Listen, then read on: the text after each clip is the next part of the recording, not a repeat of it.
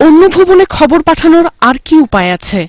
তাই হাতের কাছে ডেস্কটপ এখন সেই সব বার্তার বাহক। তবুও বহু বছর আগের ছবি, ইলেকট্রনিক্স কালিতে তাৎক্ষণিক অনুভূতি, সব মিলিয়ে এখানেই যেন আবেগ অনুভূতির প্রকাশটা খুব স্পষ্ট। হুমায়ূন আহমেদের প্রথম পুত্র নুহাশ বাবার মৃত্যুর খবরে তার ফেসবুক অ্যাকাউন্টের প্রোফাইলে দিয়েছিল এই ছবি।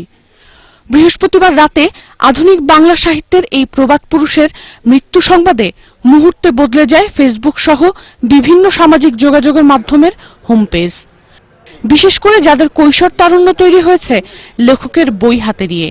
হুমায়ূন আহমেদ যাদের দেখতে শিখিয়েছিলেন অন্যরকম জ্যোৎস্না, মেঘ, সেই সব পাঠক বিষাদ ভরা আবেগে প্রকাশ করেছে তাদের অনুভূতির কথা।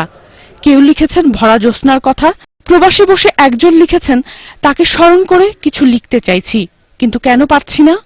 মফস্বলের এক মাঝবয়সী কবি স্মৃতিচারণ করেছেন তরুণ বয়সে হুমায়ূন আহমেদের কাছ থেকে নেয়া তার অটোগ্রাফের ছবি তুলে ধরে।